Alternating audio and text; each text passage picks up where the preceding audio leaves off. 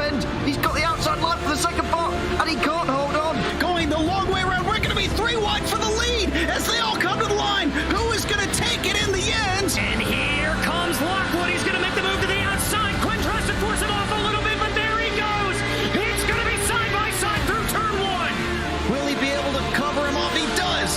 Weaving back to the left-hand side. Reynolds is trying everything. The kitchen sink is being thrown at it. They're leaning on each other. Coming into turn number 3. It's going to be a drag race through 3 and 4. Coming back to the line. Here comes Frisch on the bottom. Bouchard's going to hold the inside. Tries to be the late breaker here. They're going to be side by side through the final chicane. They bang doors, but keep it clean. As that's still 4 wide on the run down into the back straightaway. Demerit's looking for a line as well. What is going on in Michigan? No back into the fence. They're still beating and banging. And to the line. He is much faster coming through there. Is there damage on Challenger? Abramitis is ahead. There's going to be a race to the line. Who is going to get it?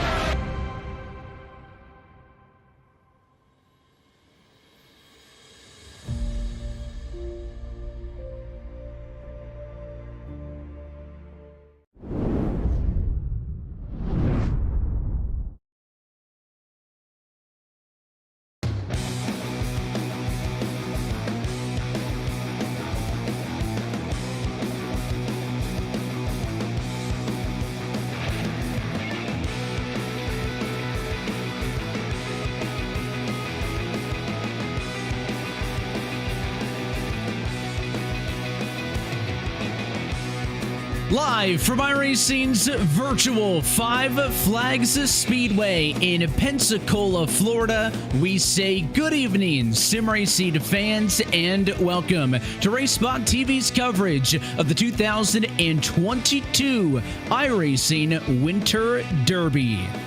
Well, the special event calendar rolls on, and we're happy to have you with us at a Sunday evening. We're alongside Justin Prince. My name is Evan Pizocco, and our director downstairs is Hugo Luis. And Justin, this is the final Winter Derby session of the weekend as iRacing's short track asphalt community has showed up and shown out over the last couple of days.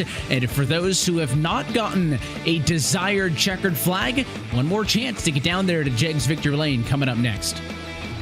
Absolutely expected to be a very busy night when it comes to a lot of the battles tonight. This is the SOF race of the entire week for this special event. An SOF of more than 6,000 iRating on the average tonight.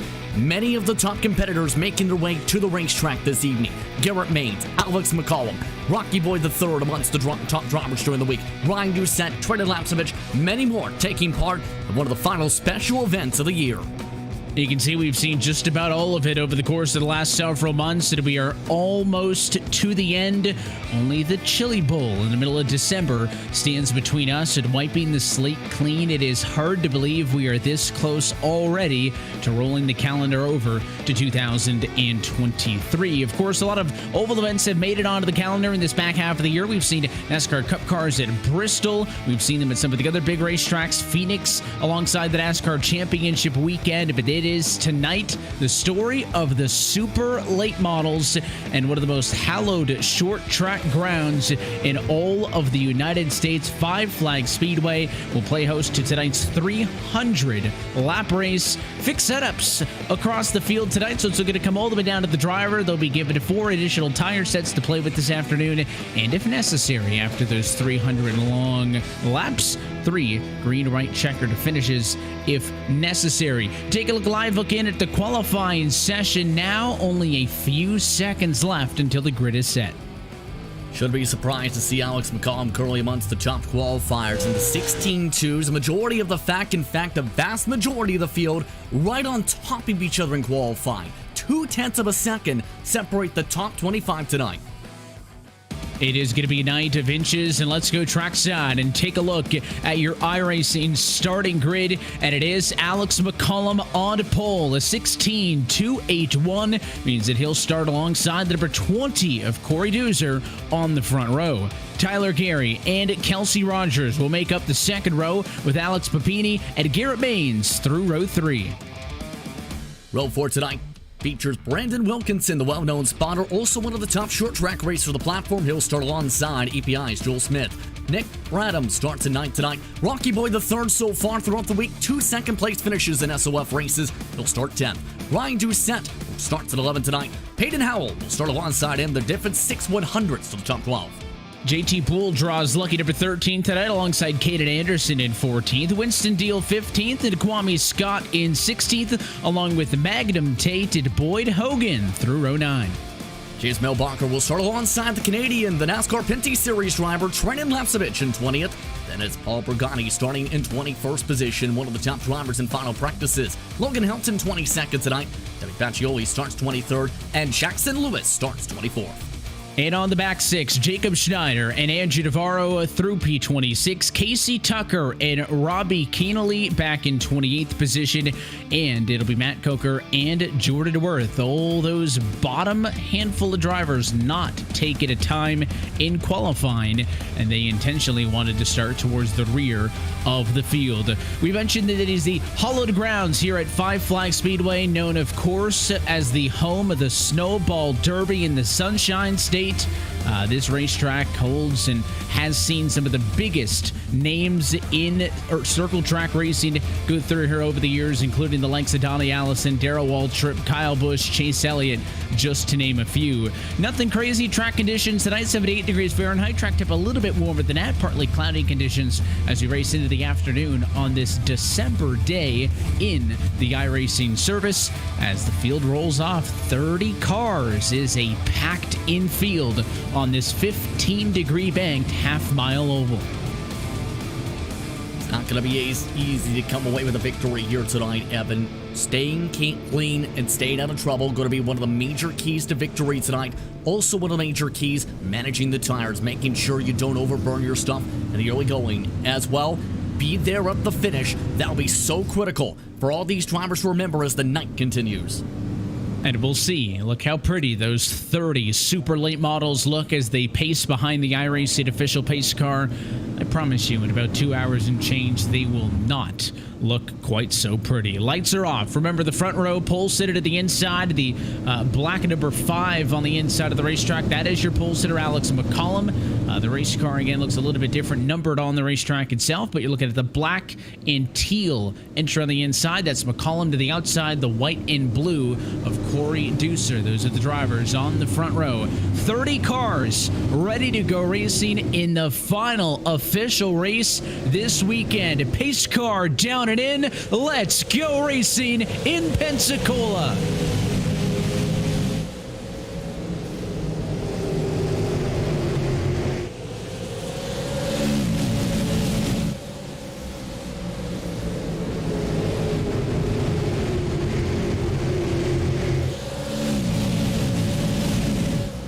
A little bit of contact there in the battle for 4th position. They figure that one out. Now the side-by-side will see Joel Smith up top. That's the blue number 7, trying not to get kicked out high, trying to fight off with the 6 car. Through on the inside. Nick Bradham trying to get through. Keep in mind, you can defend on the outside, but a majority of the drivers early going would likely prefer that bottom group to be able to make their way around this circuit, especially when it comes to tire wear. Joel Smith hit the bit of the wall. That's not going to help that outside line with Rocky Boy the third. He's going to drop another spot as Ryan Doucette slides on in. So Smith down 2, started this race at 8th. He's now P10, but is single filed out. You jump on board now with Kwame Scott a little bit further on back down the running order, trying to maintain positioning, actually making a move on the inside there. That's JT Poole that Kwame's trying to get around as the preferred positioning, even taking a peek to the inside of the 2-6 and Rocky Boy the third up the road, but it is a position gained for Kwame Scott. That is 3 to the good, only 5 laps in. And you just see that freight train effect so far building up. Magnum Tate amongst those already trying to move to the bottom as well. Boyd Hogan also trying to cut his way around the bottom of the racetrack. That has to be the trend throughout the night tonight. You get stuck on the top, you're likely going backwards until you find that hole. And when that hole opens, don't be surprised to see some major aggressive cuts just to be able to dive in that space. You can see the 3 machine there, Hogan trying hard to get through on the inside of the racetrack, and he will now get ahead of Poole, clear up and off of the corner. So JT Poole dropping a handful of spots early, down -3. You look on the board with him, and there's more coming. Winston Deal now to the inside, who's been on the charge, and just goes to show you get stuck up top. Not a good sign. A little bit loose that time off of turn number 2. Deal can't seal the deal, if you will, but now down inside of 3 and 4, almost all the way clear. It'll be his as they head back down to 1 and 2. Next on deck is Milbachler. They are not going to give the 28 brakes, but a check up in front. There was some contact, I believe, involving the 11 to Kwame Scott. It spooked the 28 car. Poole checked up. Nothing came from it, but Poole gave away some more positions there after Scott had a good save in turn 2. Yeah, that could have been major trouble with how many cars had to check up there. There have been so many times here with this racetrack. I've seen one driver have to check up. You see 3 more slam to the back end. Megan Tapley was the driver you're referring to with the contact there. But we stay green for the time being. Amongst the drivers cutting forward, Logan Hilton up 4 spots already. A lot of drivers picking up spots here and there. The biggest mover of them all, Magnum Tate, up 6 from 17th to 11th position. And you can see the midfield. I mean, there's always somebody going up and going down. Lots of passing early in this race. That's what you want to see when some drivers can feel like at a small track like this, things get so restricted, you don't have the ability to make those kind of moves. But Logan Helton, you were taking a look at him from the outside. Now let's go on board with Robbie Keenley down on the inside of the racetrack. He's down a couple of positions, trying to gain those spots up now. And has a great front row view of this battle. The 4 Lapsevich is on the inside. That's JT Poole still on the outside. He cannot find a way down in line. And this thing's getting out of hand early for Poole as he's wiping all the track position that he got in qualifying off the board in the opening 14 laps. This has to be a nightmare when it comes to JT Poole right now. When you can't find a hole to be able to get down, when you lose all this track position, it ends up causing you to press a little bit to be able to try and then push back once you find the space down. So Poole going to have to be able to keep things calm as the night progresses. He hits the wall again. There goes the Robbie Keenley machine. Timmy Pacioli now trying to make the move in the 14 car as well. And a little bit of split screen action as you take a look at the battles both up top and on the bottom, as everywhere you look out of the virtual grandstands here at Five Flags Speedway, there is some good racing going on. Bottom of your screen, the battles with the number 9 machine. That's Gary, who is now clear of the funding behind him. So a quick blip there for Alex Papini. Still seeing if he's going to be able to get back onto the racetrack, but if he drops out, that'll be a free spot to Ryan Doucette at the tail end of the top 10. And we did reference that there will be an occasion where, you know, the number on the race car may not necessarily match the number on the time and in scoring, Justin, but when you do official races like this, these officially assigned numbers that you see on our leaderboard on the left-hand side of your screen are quite important, as one car loose off of 2 or 4, I should say, and into the inside wall and scraping it all the way through the corner is heavy damage on Papini. So we'll get back to that note on numbers in a moment, Justin, but we did see Papini drop off of the racetrack. We didn't see him for a moment there, and then when he came back, he was in the fence, and that car's headed to pit road. You can definitely tell not happy immediately towing the car. And I think it's pretty certain here's what happened. Essentially with the technical issue, Papini was on the track on his end, but not on anybody else's end. And from my understanding, he was inside somebody else's car. Essentially, that's what caused the incident. So Papini, with the technical issues factoring in, is now very much demolished. And unfortunately, that's what happens when you disappear from a circuit for a minute. And it was a tough break because he had a really good race car. He was in 8th position. We were watching him involved in one of those battles on the split screen. And it is a tough break because Papini has gone to the garage. He will be the first driver to DNF this final split, top split, should say, of the 2022 iRacing Winter Derby. You can see back there with Ricky Boyd III trying to make up some positions, down 4 from the start of the race. Now finds a spot in line after he actually got pinched out a little bit to the inside of the racetrack, but that is heavy pressure from behind from Winston Deal. Look how close they get to that pit wall in the center of 3 and 4. And that's just the line you have to take to be able to run it against that white line, to be able to rotate. The main thing I've noticed when it comes to Rocky Boy III has been the give and go. especially whenever he feels somebody's even a little bit faster. He's been letting him go, just being very patient in this race so far to let the space breathe, let the drivers who he feels faster just go on by instead of potentially getting a bump and run.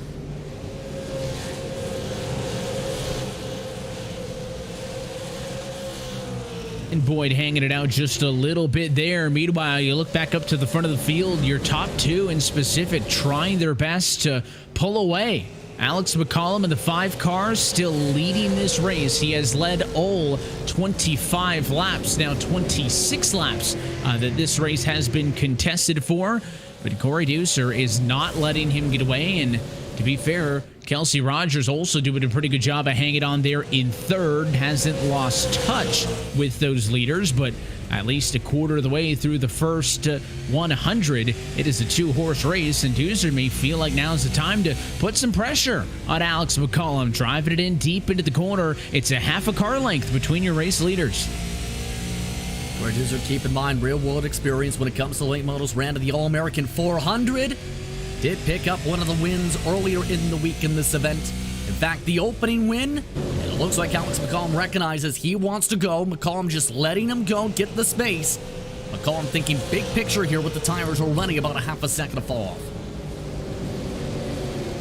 So low that time in turn number 1. They actually get the left side tires down below the white line there, and every once in a while you'll see somebody punt that pit exit cone, just showing you how low they're actually getting.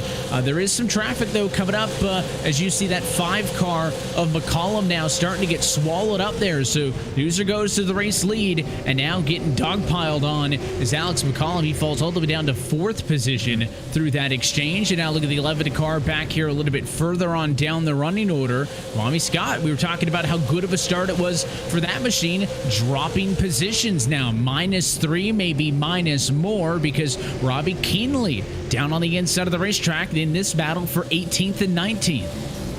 Did get a little bit of contact with Rocky Boy the third. That see him shuffle the touch bit up the track.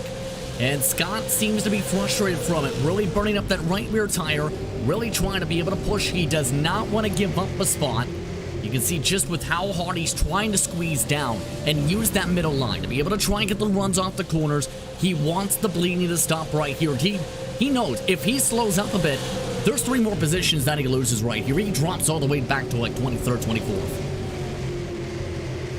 And you can tell how important this battle is. To your point, he sees all those other cars lined up, and Scott's going to be very aggressive. He was all over the door of the 16 into 1 and 2. Much more space on him in 3 and 4. And look how quickly Kennedy took advantage of that little bit of breathing room. The 11's going to pinch again here, and when the 11 pinches, it's good. You can see he actually gains ground in 1 and 2, but he gets this end of the racetrack. If he's not on the door of the 16 car, Keenley's getting really what he wants. So Scott is forced to be this aggressive because it's his only option. And you can see when he's on the door, it takes some air off of the 16, and Keenley just can't get the power down. The back end of the race car is loose. You're in a very vulnerable position, I will say, when you're the outside car pinching somebody down like that and they're getting loose. But Scott has to be aggressive at this point in the race. Absolutely at this mark. And keep in mind, the more they fight, though, the more they lose touch to, say, Jackson Lewis. About 5-6 car lanes up the road. You see with Pacioli, he's just trying to keep it calm on the throttle. Not too much movement coming up the corner exit for oversteer or anything along those lines. Just trying to follow the Reaper machine in front. Just the space just isn't open up. Just no give or take right now. Too much. Scott still is looking stellar on that outside groove. The more side-by-side grouping up behind these two, because this ongoing side-by-side battle has checked up so many cars that they're starting to fight amongst themselves behind there. Matt Cooker to the outside of the racetrack, trying to get around the 28 of JT Poole. Poole on the inside, and as we say that, there was the mistake from the 11 of Kwame Scott. Got into the outside wall on the front straightaway, and the 16 car breaks through. The 14 of Timmy Pacioli also does. Scott may be a little bit of a saving grace, the fact that he can drop down in line, stay on the inside. Now he's going to force Matt Coker to try to go to the outside, do it the hard way. Oh, and we have trouble in 3 and 4. Rocky Boy the third hitting a car. Winston Deal around Nick Brabham. No caution you saw Boyd's car. It was Bradham, I should say, sorry, disabled there on the inside of the racetrack. He's going to be able to pull that car down to pit road. So what on earth happened with him? There definitely was contact between him and Boyd. And I think while Boyd was able to drive away, Bradham hit that kind of safety tire that's embedded in the racetrack to avoid those cars from driving up and onto that concrete wall.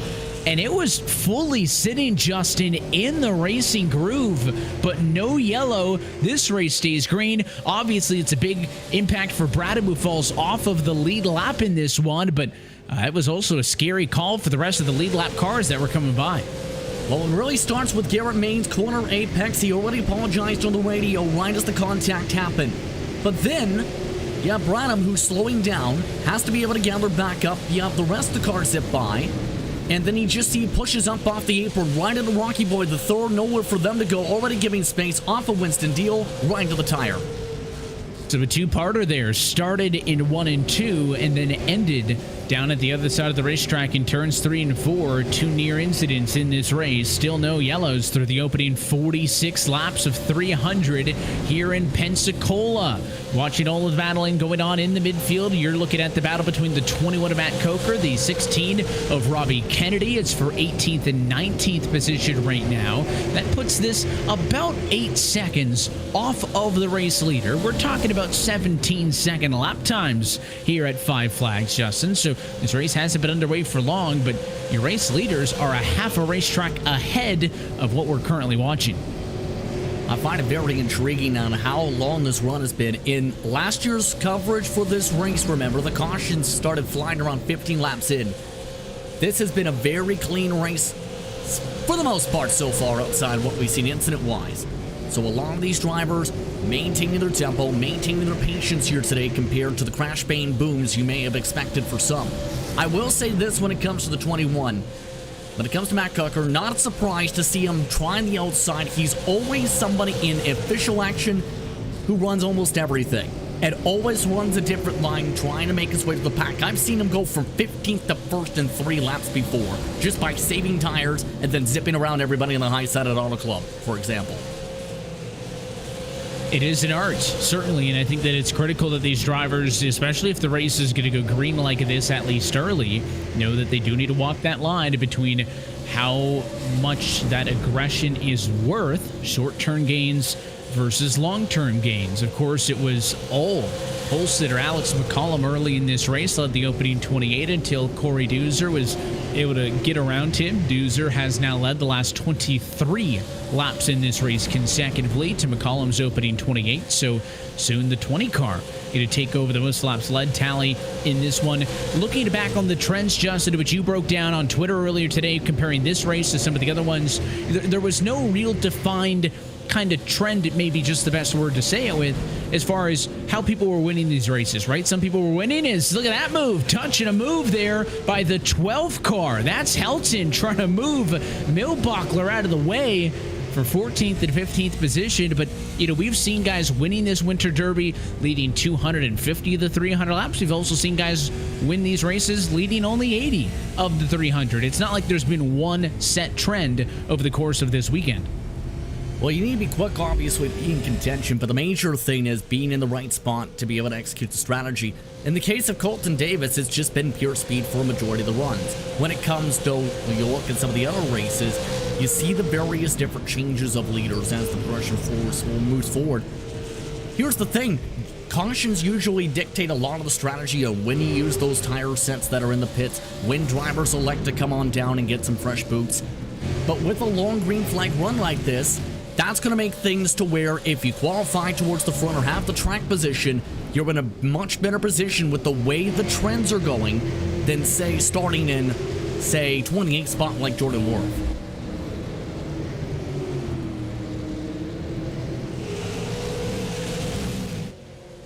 Good look when you get down trackside of the speed of these cars. Again, working now almost to, or now in fact past the 1/6 distance marker in this race. Still 28 of the 30 cars who started on the lead lap in this one, and Seems like Jackson Lewis is in a lot of the battles. Robbie Keenley also has been fighting for the majority of the afternoon, but it may be well-deservedly so because Keenley plus 9 positions, the second biggest mover, second only to Matt Coker. Just a little bit up the road from him is Pacioli there in the 14 car, a little bit slow on the outside in that run off of turn number 2. Caught the fence, no real damage in it, but it did cost him about 3 spots because the 28 of Poole and the 27 of Schneider all able to clear the 14 cars. So Pacioli had to work pretty hard to gain those positions. One mistake, he's right back to where he started, and now a check up in front of him spooks him. He lifts off the throttle, opens up the inside for Caden Anderson.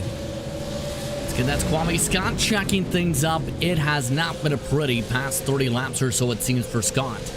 Bounced up a couple different drivers at this point. JT Poole, though, looking like he's not going to back down a little bit here, trying to provide the pressure, just single file for the time being. JT Poole amongst those drivers, remember, trying to make back spots after being stuck on the top line for so long early in this one.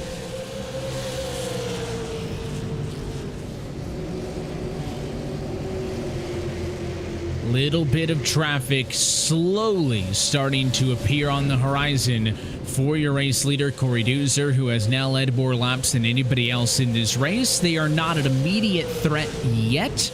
They're starting to close in is all. Something that they need to keep an eye on. There's a look at the number 6 machine, Nick Bradham, as he continues his charge around the field, 1 lap down after that incident. Then remember, he got into the inside wall in turns 3 and 4.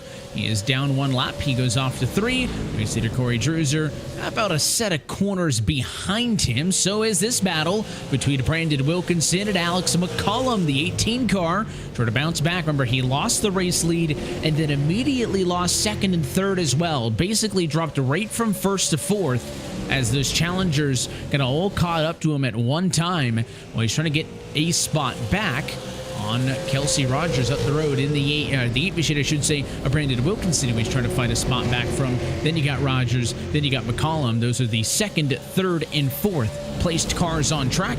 They are a whole second ahead of Garrett Maines and 5th on back. So the top 4 in the class of the field right now, but I don't think we've seen anybody with a big of a race lead as Druzer's got right now. And Druzer, if anything, starting to get the gap chipped away or evening things out in some cases with those drivers right behind him, 2nd through 4th.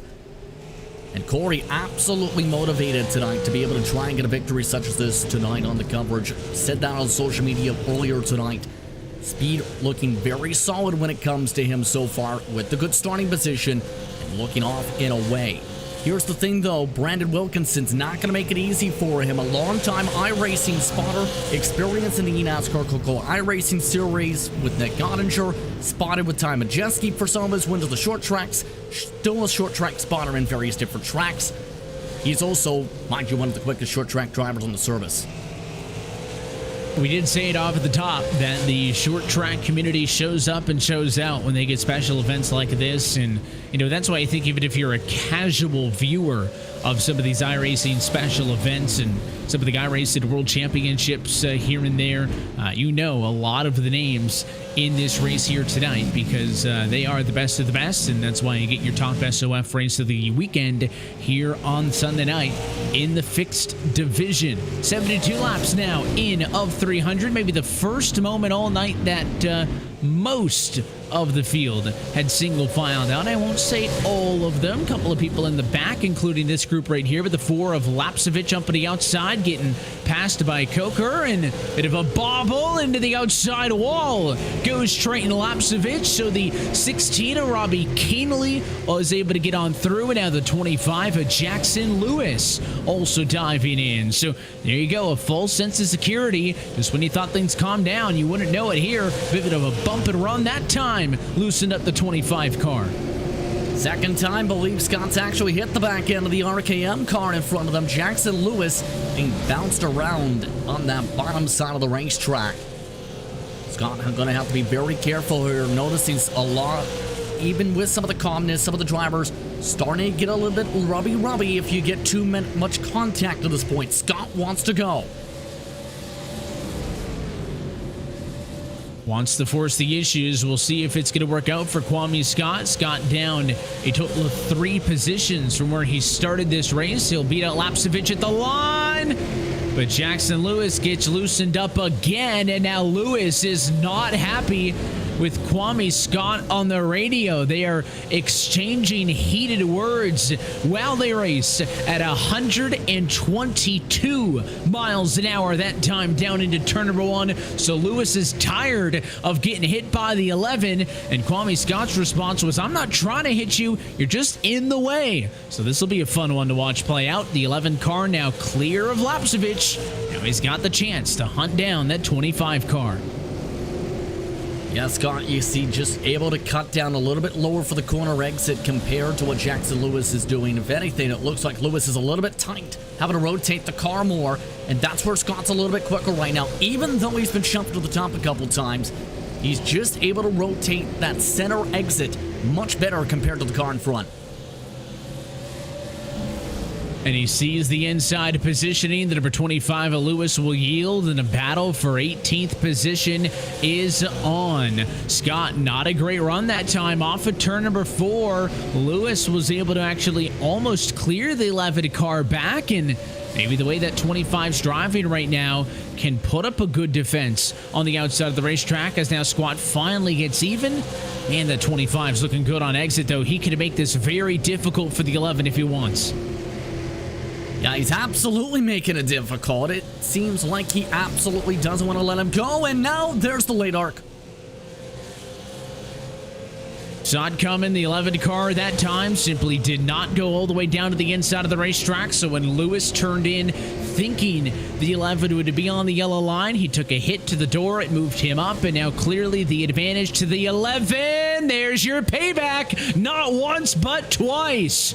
The 11 of Kwame Scott getting moved, and this is going to boil over really quickly. Lewis moved him out of the way, and the 11 of Scott took a swipe into turn number 1, but he missed, and now he's going to run over the 4 car. Lapsevich into the wall. Kwame Scott, with no regard for the other cars on track, takes out Lapsevich in pursuit of Jackson Lewis. And I don't know if this is done yet. Absolute tempers flaring with Kwame Scott there.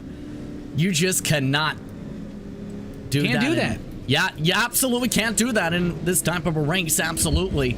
But the tempers really boiled over. Kwame Scott absolutely significant damage as a result of that. He ends up spinning essentially the innocent bystander and trying to Lapsevich. Tempers absolutely flaring as pit stop winner for everybody but Alex McCollum. Well, that'll be an interesting call for McCollum, who does not decide to come down to the pit lane. Not surprised that everybody else is headed down to the pit lane. It's a good number given the amount of tires that everybody has to work with as pit stops underway for our first yellow as we work lap number 85. So everybody's going to head down for service. Let's see what the calls are throughout the field. Number the 20 Druser was your race leader when we all came down to the pit lane. He's going to go for the 4 tire service, I believe. Right sides were up. No, it's going to be 2 and fuel for Druser and much of the race leaders. It looks like a Druser, the first car off of pit road.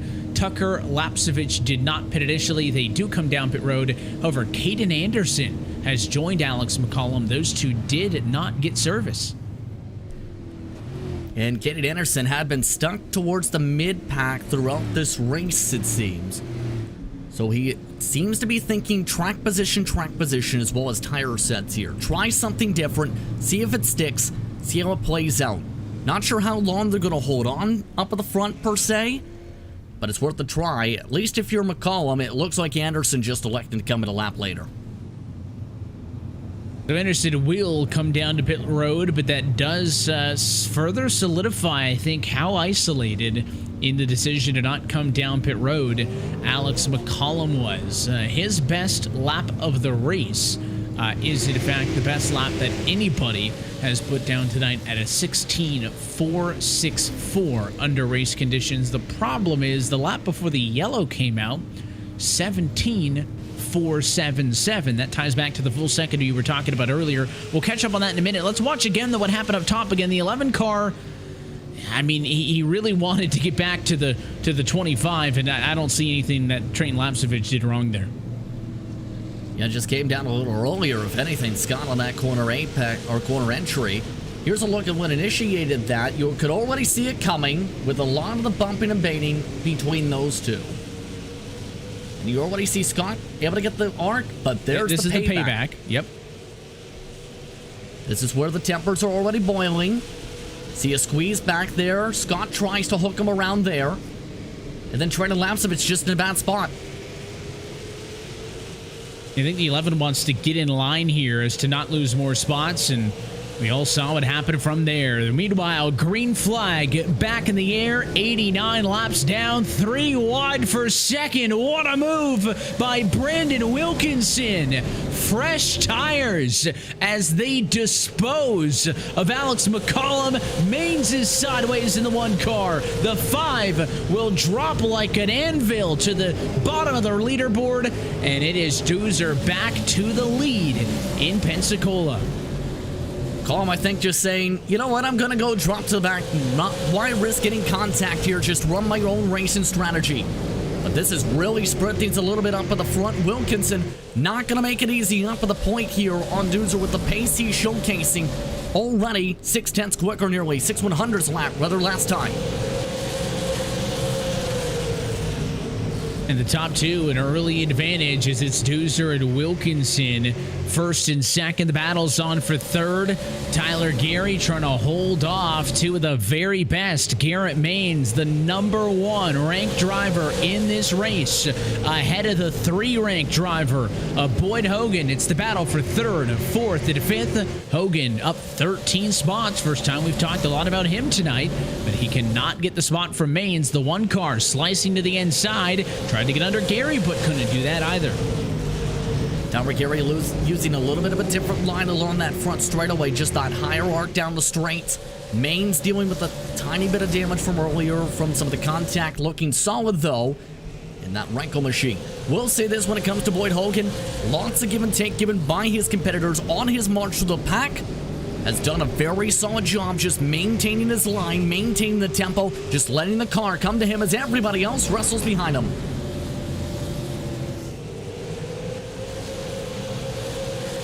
And you can see that 7 car hanging the back end out. That's Joel Smith down on the inside of the racetrack. The number 16, Robbie Keenley, up to the outside, and the all black, we'll call it the fighter jet, Magnum Tate back there ahead of the 17. Peyton Howell, Jackson Lewis, some of the other names in the mix here, but up top, Keenley is able to get that spot back and successfully defend up top for position number 8. Well done. And now the 7's in trouble because Tate gets underneath, and man, Smith has got a long row of cars lined up to pass him if he can't get that 7 car in line quick. Joel Smith, one of the younger drivers in the field tonight, just trying to run the tempo at this rate. Just seems like amongst those wanting to be given taking as Peyton Howell hits the apron.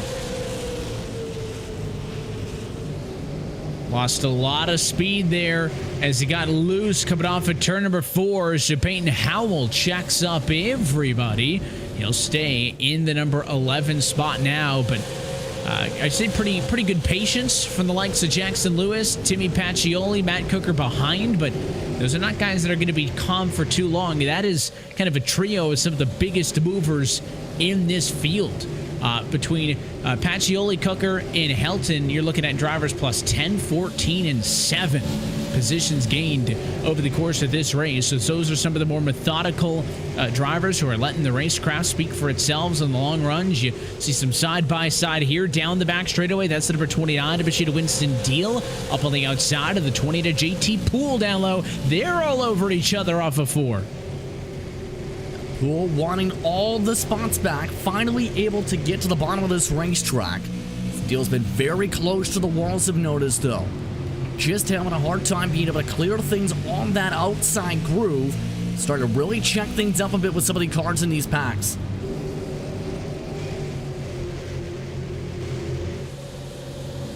And it will be a win for JT Poole in that battle, but also could have been a lot worse for Deal because he's able to find a spot in line ahead of the 13 of Casey Tucker, who's been relatively quiet tonight, but Casey up 8 spots. Now going to lose one out because Kelsey Rogers underneath there. Nice little slick move to the inside in turn number 1, and that'll be a quick swap out for position as the midfield starting to figure themselves out, coming off of the one and only yellow we've seen so far tonight. Kwame Scott, controversial figure. The forward Trent Lapsevich is right there with him, guys. They were able to pass each other cleanly last time through, and that looked like a bit of a swipe. I think Lapsevich tried to give some payback to Kwame Scott, couldn't do it, but I'd keep an eye. Anytime the 4 and the 11 get close, we need a radar to let us know, because I thought it was done, and then maybe not. So we'll see. There's a long way to go, and race car drivers tend to not forget things, but it's very clear that that contact earlier, Justin, has hurt both of those cars. Yeah, especially right now, Lapsevich struggling on the outside crew over the right side damage. Scott hasn't been able to make up much of the ground he was able to make up with some of the slides earlier. Just see with the rotation compared to the clean car, Brian Doucette, how much quicker some of these drivers are. Now he's under attack from some of the lap cars. Andrew Navarro, who is wishing his mother and happy birthday, not able to clear on by, though. Not able to get all the way through. And a bit of a wall tap there as well for Lapsevich. He got loosened up a little bit, and then a big miss for the 2 car. That's kind of intentional for Andrew Navarro. That's a lapped car, 1 lap down, just trying to get out of the way. He'll yield to the 6 of Bradham, the 15 machine of Brigoli. And up front now, side by side for the race lead. Doozer has been on cruise control, but Brandon Wilkinson started in 7th. He wants to be the 3rd driver to lead some laps under green tonight. 20 held him off that time, but how many more times can you get lucky? Wilkinson feeling it right now. You're looking off at the bumper of the 20. Watch for the arc, trying to get the run off at turn 4.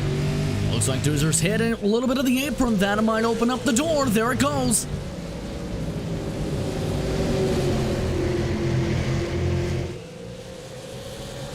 And again, held off by the 20. Doozer clearly under fire. I think of these 2, Wilkinson the better car right now. But if that 20 is able to defend up top, it's going to make things real difficult for Wilkinson. And watch behind these 2. You got Gary in 3rd, Maines in 4th, Hogan in 5th. If this battle continues on any longer, we're going to be looking at a 5-way fight for the race lead, because that trio behind your leaders are using this battle to close in on them. And those drivers behind him not battling each other, really, just waiting and maintaining patience, if anything, using Gary as a tire-saving mechanism. With Wilkinson, it's pretty clear that he feels like he's a little bit quicker right now. It's just a matter right now of resetting the tires, looking to try and make sure to cool them back down, then see if there's another shot to be able to charge up in the next few laps. It takes about 10 or so laps to set up a pass realistically here at Five Flags, with it being such a short track, but also a really mystic track to be able to get around. Closing in on halfway home in this iRacing Winter Derby, part of the 2022 special events calendar. After that, you've been with us on RaceSpotTV, as we have only had 1 yellow to the point in this race. Corey Doozer been the best car tonight, led a race high 84 laps. And at the moment appears to have weathered the storm on the challenge from Brandon Wilkinson. That second group is now where the attention lies. You got Gary, Maines, and Hogan. Those 3 haven't been able to get away from each other since the restart. But how about Robbie Kennelly still in the mix? Started 27th on this race, did not qualify. Started provisionally and has driven past 21 race cars to sit on the edge of the top 5. Don't count that 16 car out. Clearly a very fast machine. Yeah, also one of the higher up drivers on the short track service, a long-time short track racer on the platform despite his young age. Someone that has experience, for example, in the Buildup Speedway as a junior late model racer, has ran a lot of the racetracks, in fact, out towards the West Coast, won Las Vegas a few times, runs a lot in the various other tours on the service. It should be expected whenever Robbie's in the field to see Robbie slice and dice as we take a look at the mid-pack. The battle's going to be behind the 25 of Jackson Lewis, who occupies 11th right now, as Peyton Howell was trying to defend and did successfully defend a challenge from Timmy Pacioli. That's going to check everybody else up. You got Matt Cooker in the mix there, Logan Helton, Kelsey Rogers dropping way back from where we saw the 18 machine earlier in this race. And there's a look at Helton. Started 22nd, up to 15th right now. Again, this deep into the race, a lot of race cars still in this contest. So the midfield hasn't had really many, if any, moments at all tonight to just spread out, get some breathing room, and you jump right back up front. Tyler Gary feeling the pressure from Garrett Maines, the one car underneath. Now side by side battle for the number 3 spot. And I think it's going to be tough here for the 9 car to shake that one. Maines has got a real good positioning on him. And Maines squeezing his way down to the bottom of the racetrack. The thing is, Gary been a little bit squeezed. Finally lets him get us some space. Finally gets the bottom. Might have tried to go up towards the back end, but hit a bit of the apron. There goes Boyd Hogan easily to the inside. That was a weird move by the 9 car. Tyler Gary had lost it, tucked in line, and just got a little bit loose on the bumper of the 1. Not sure if he was just trying to give Maines a tap or wanting to maybe try to move him up and out of the way, but that clearly hurt the 9 car. Gary would have been fine to tuck in line. He initiated the contact, and because of that, Boyd Hogan and Robbie Canley were able to get through. So instead of dropping down to 4th, it's going to be a drop all the way down to P6 for Tyler Gary. Gary, I think right now, just keeping calm for the time being, though, not pushing too much the envelope after all that. We'll say Wilkinson up at the front, starting to push again. Exactly what we talked about. Let the tires cool down, then go back for the attempt to make the battle for the race free. If you overcook these tires, you lose tons of potential time long term. Wilkinson finally getting some solid position bottom. And maybe the best positioning that Wilkinson has had so far tonight. The 20 car, a Doozer, unlike some of the other battles we've seen, opts not to go down and pinch the 8 car because he likes that 20. It's driving good, and it's able to hook up on exit, which is where we've seen some of the drivers up top struggle in this race. And again, Wilkinson was almost alongside, but just as quickly as it started, it ends. Here's a good run off of 4. Wilkinson can't get there. Doozer saw it coming and went down to defend. I know the 20 Justin would obviously prefer to just be faster than the 8 at this point, but man, does he make that defending look so easy. Well, it's not as simple as just go flat out and push, because that's how you burn up the tires. Essentially, it's the art of maintaining a strong pace, but also saving the tires to make sure you don't over abuse them. So essentially managing your tempo. And that's such an art form, because at a lot of tracks such as Five Flags, especially, for example, at other tracks such as Rockingham, say you try and push ahead, it's so simple to just turn off your mind and pull away by 3 seconds. You lose 3 seconds quickly. So when it comes to Corey, using some of the real-world experience, some of the virtual experience for the earlier race in the week, just maintaining the line, just maintaining the tempo, just maintaining a solid pace that's amongst the quickest laps of the circuit, while also making sure he's not using up his stuff to try and get some distance on Wilkinson, which in turn Wilkinson can take advantage of if he tried it. And that closing threat from the cars behind your leaders has waned slightly. Remember, Garrett Maines made the pass on Tyler Gary. I think Maines may be the fastest car on the racetrack right now as he continues to close in on Doozer and Wilkinson, but it's no longer a trio of challengers approaching your race leaders. Hogan's a second off, Keenley's 1.2, Gary a second and a half behind. So this may very well turn into a three-way fight, and you got to wonder if that puts a little bit of pressure on Wilkinson, right? I mean, he's been able to pass cars. I mentioned earlier he started this race 7th, up high to race high P2 at the moment. But if he sees Maines getting bigger and bigger in the rear view, he's going to have to start to think, listen, he's going to get to me before I could make this move. I need to do it now. Not only do I want to lead this race, but more importantly, I want to put Doozer between me and Garrett Maines. So we'll see if he feels that pressure. One car keeps knocking on the door. He's always there. 17 ones across the entirety of your top 5 still. Well, it looks like Alex McCollum's elected to come in after 138 laps without pitting. McCollum's call did not work out whatsoever, did it, Evan? It did not pay off, and again, it was a strange move to begin with. We talked about, where did this fall in the strategy in this race before those pit stops. Alex McCollum wasn't having a fantastic showing in the high 20s, so he could have thought, listen, there's no reason to, or nothing to lose here per se, but yeah, it definitely did not work out remotely close. Got swallowed up right off of the restart, and it never really came back to him. So just a tough end all in all. For McCollum, comes into the pit lane, gets fuel and right side tires, gets back out there. He'll become the 4th different driver to be off of the lead lap in this race. I will say this, I can't remember the last time we've seen a green flag pit stop at a super late model race at Five Flags. Official or league competition. Yeah. That's good. That's a barometer of how this tempo of the race has been. We approached more than halfway past the fuel run, essentially the last run. We're already approaching that mark again. So, again, the tempo has been near double digits for the cautions on the trends. Very clean as we're just about at halfway.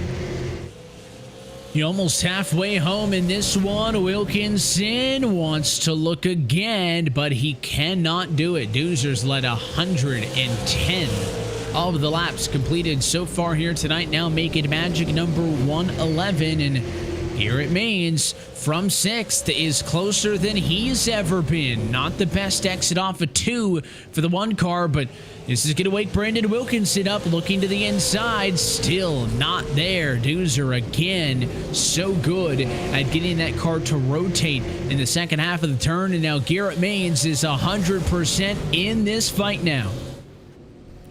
How does Garrett try and figure this out, though, is the major thing. Lloyd Hogan really backing it down compared to these 3, for example, on the corner exits. Meanwhile, behind him, Winston Deal making no friends.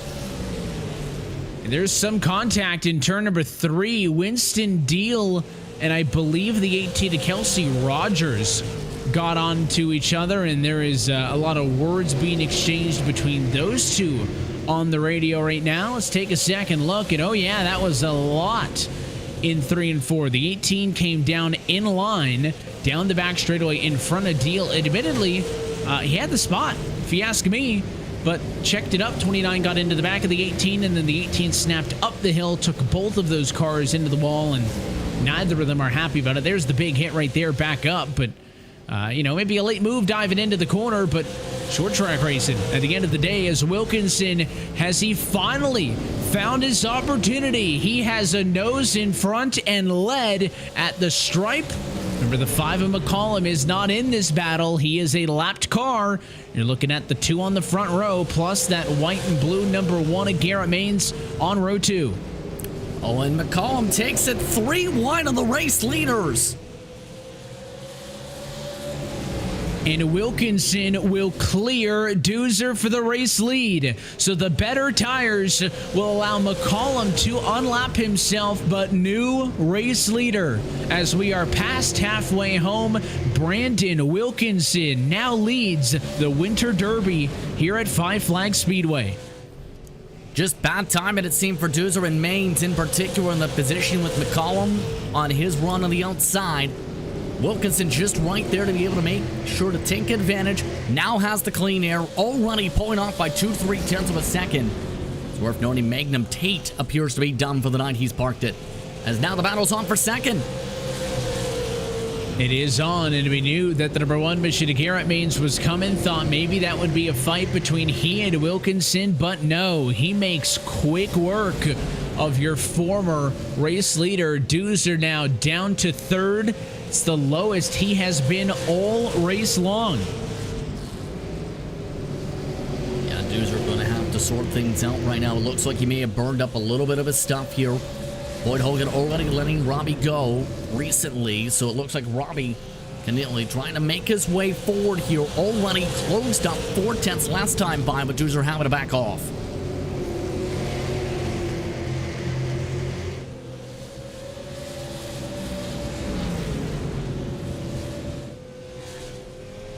And now, as they both are going to have to deal with some lap traffic here, what happens with the battle for the race lead. Wilkinson maybe 3 to 4 seconds behind catching some of that thick traffic, but Garrett Maines no longer needing to worry about getting around Doozer. Doozer's got his own fight with Robbie Keenely behind. I think Garrett Maines may end up leading this race before we know it, because again, he's down to 0.2 of a second off of Wilkinson. Has just been better, I think, than anybody else on the long run this time through. And shouldn't be surprised to hear Garrett Maines so quick when it comes to special events. Usually, he's in the field. Anytime there's a special event, whether it's a hosted special event, whether it's an iRacing official special event, whether it's NIS competition with the stock car, Garrett Maines is usually there and trying to win it. And there's a reason he basically dominated an NIS competition this year. Slow car there on the apron, rejoining the racetrack is Andrew Navarro. He came down for green flag pit service. He is 3 laps down in 28th position. There's now 5 cars off of the lead lap in this race. Jacob Schneider's a lap down in 26th. Alex McCollum is 2 laps down in 27th. And Andrew Navarro 4 laps down now in 28th position. Magnum Tate and Alex Papini, the 2 drivers who have gone to the garage. So 2 DNFs of your field of 30. Past the lap number 160 marker, racing off of turn number 4, the number 21 car. And the best to stay in the action here, stay competitive, and also just, keep the car on underneath them. Don't wear up the tires, don't beat yourself up. We've seen a couple of drivers pushing a little bit too much on exit, scraping the wall here and there. A little bit of a touch won't hurt, but you certainly don't want to start knocking the fence down. And this is the most space as well, Justin, that most of these guys have had all night long. Is Caden Anderson's 23 car going to make a dive under Paul Bergoli? That's for 22nd and 23rd, and it'll be in favor of Anderson down there. But, these guys haven't had chances to try these different lanes, to make these moves high and low tonight, because they've been so on top of each other until now. Absolutely, and that's been the major trend in parts of the night where drivers have had to essentially pick a lot of their spots. Be patient. Don't burn up the stuff. Don't burn up your equipment, because it's so simple to push somebody and then get into a shoving match with them and break your car. For a lot of the top drivers tonight, they've known when to pick the battles. For example, Colin coming on the fresher tires, Kate Anderson gives the space, for example. So you need to be able to pick when you make the right spots around this racetrack, and we've seen that for a lot of these competitors tonight. The interesting thing is going to be, I think, for some, especially those who may have been very conservative early, how will they respond? Jordan Worf, I think, is a good barometer of that, because he rode basically tail of the lead lap the whole run previously. He's in the 30 car, remember, already up 8 spots, starting to make his moves. So is the 15 of it, trying to make him back. Trying to dig out of a hole and try to fight back into contention in this race. Just behind these two, you see the 18 there in the corner, Kelsey Rogers, once upon a time, top competitor, dropped the back, down in 24th. Obviously not the night that Kelsey was looking for. And, on the cusp of being lapped here shortly. If the 18 can't get a yellow or something to get some repairs done on that race car, that bright 30 of Jordan DeWerth, haven't talked much about him. Hasn't made a ton of moves, Justin, but has certainly taken advantage of basically everybody who has had issues, and that accounts for an 8-position gain. Of course, Jordan Worth, the very popular driver of the field, to say the very least, with his background and with his streaming performances. Usually see him in any sort of competition, fixed competition. Interested to see him tonight, because he's not usually a short track driver. But when you allow him the chance, Jordan Worth can get up on the wheel. A lot of experience on the surface. I think that seat time is really big, even if it's not spending 2 weeks, 3 weeks preparing for a special event, just seat time, the ability to, jump into any of these cars and know, hey, I've driven this super late model at this other track before. You get a couple of laps in, you figure out some of the similarities and differences, and the ability to apply yourself very quickly is something that he's very good at, and something that, I think a lot of the drivers in this field are, because, talk about it being a who's who of the short track community, but they're not, exclusive to that. You can take any of these guys, I'd say, and put them in another discipline of oval racing, and they would be a competitive car. I think it just comes down to you got a lot of seat time. You learn those trade secrets, if you will. On the caution zone, something just happened to Matt Cucker from 13th.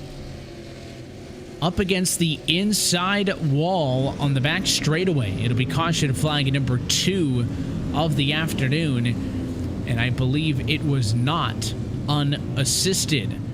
He was fighting with Peyton Howell in a battle for 13th, and as they came through 2, there's the touch, hooked the 11 car right around, and it could not stay off the fence. He got into the inside wall. Pretty haphazardly spin for the yellow to come out on that one. We've seen us get away with some others. Here's the overhead. Just a little quicker on the apex, and once he gets hooked up with that fender, just committed at that point, and around goes the 21. Matt's not going to be happy about that, obviously, but to the back of the field he goes. We've seen him charge quick through the pack in the past in the sim.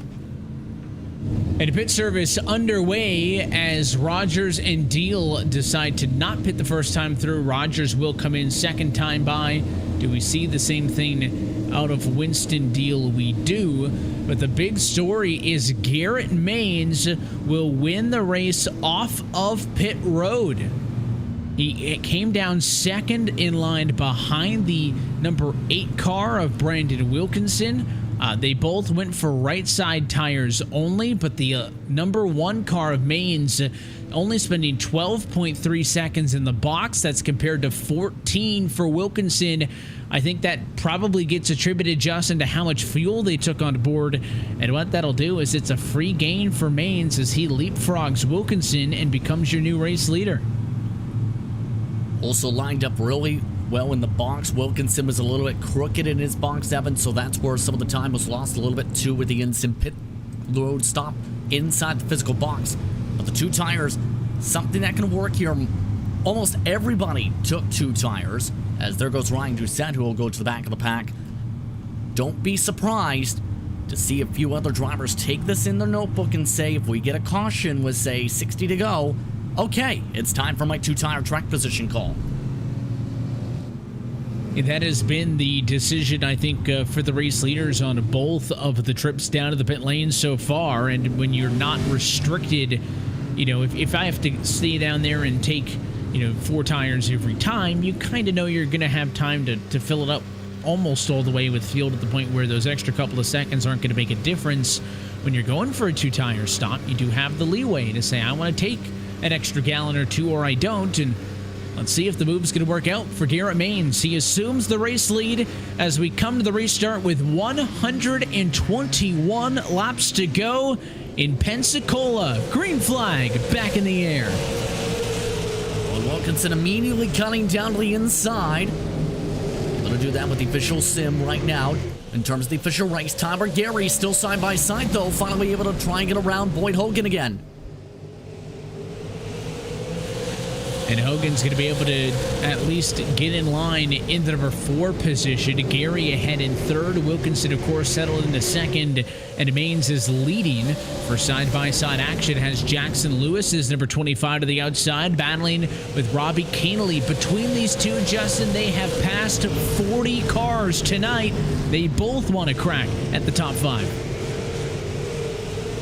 There goes Trent Lapsovich, just sort of black flag for an issue coming to the green flag with the lineup, it appears. Probably not able to clear on by Lewis, though. Remember, Lewis has been bounced off by a fair few drivers tonight. Not making it easy with how he squeezes under the dash lines.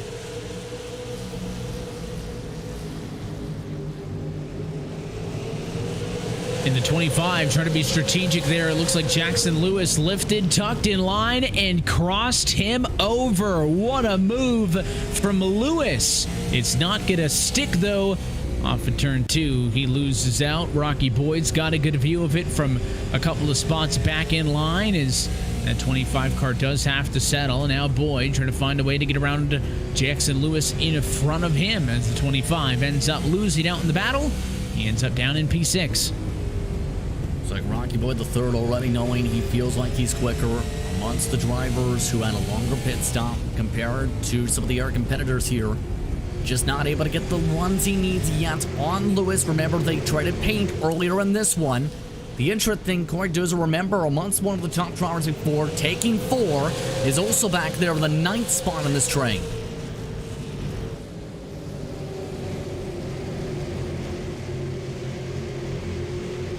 Hard to miss Milbach. That's kind of a good one to look at. The pink number 19 car is up the road. The Boyd and Lewis battle continues, but Rocky Boyd a little bit too low, I'd say.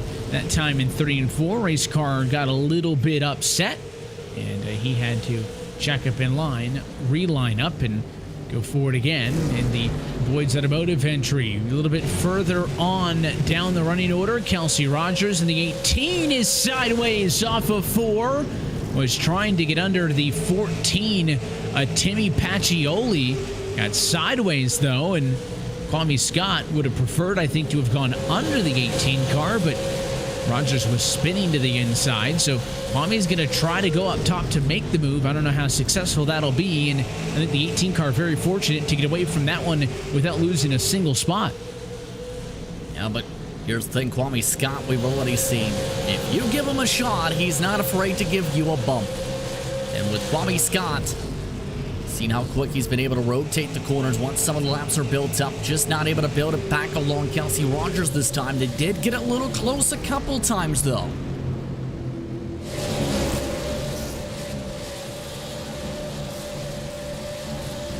You can see as well, we talked earlier tonight about the weather conditions here at Five Flags Speedway. It was partly cloudy, and you can see all of a sudden things have gotten really dark. A little bit of clouds rolling in.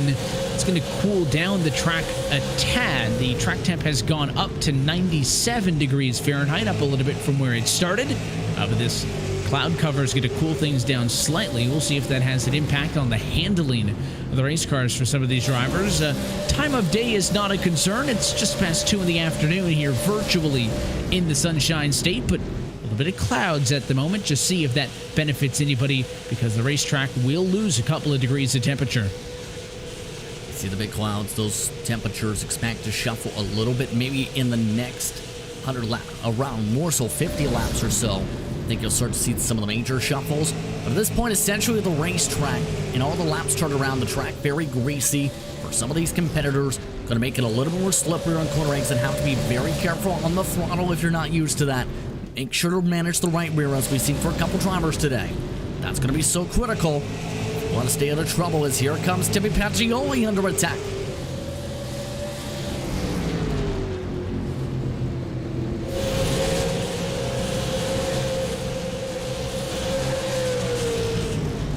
It's nice and simple on the clean move, just giving a give and take there. That's all you need. Don't need to overthink it. Be clean, be precise with those movements. And look at the 12 car. Logan Helton, a bit of an aggressive dive there. A bit of a chunky move to the inside, but it's going to work. The 14 car, Pacioli, kind of missed the exit of 4 on his own, and that's going to give it right back. So Logan Helton will drive on through, taking 18th position away, and the 28 of JT Poole will follow through down low. So Pacioli drops 2. Just from that little bubble, and look out! Into the wall goes JT Poole on his own. He'll recover the race car, but man, he missed the exit by a mile. Drove up on the outside fence. Pretty simple, he followed along with his teammate who was up in front of him. Both Nexus drivers, JT Poole, just with that touch, about 10th of a line higher than Helton, who was already tight. JT Poole's lucky to not have chassis damage from that ride. If anything, he's just got a small bump.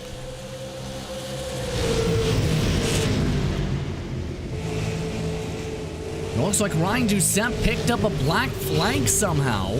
Might be maybe done for the night. Here's the 10 down in pit road. Ryan Doucette was running in 23rd position only a couple of laps ago. If it was a penalty or speeding, some sort of other issue, he is down pit road and he'll drop off of the lead lap. There goes an okay run for him. He's been running towards the back. Had been starting to have some grip issues and noticed, letting drivers go, but it looks like this night may be over with a 40-second stop and hold. Navarro's already just parked it.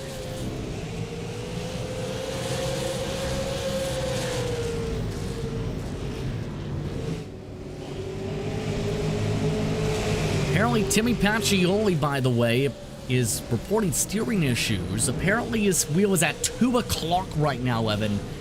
Obviously, that's not good down the straightaway, and why you do not want to ride the wall like we've seen a couple of these drivers.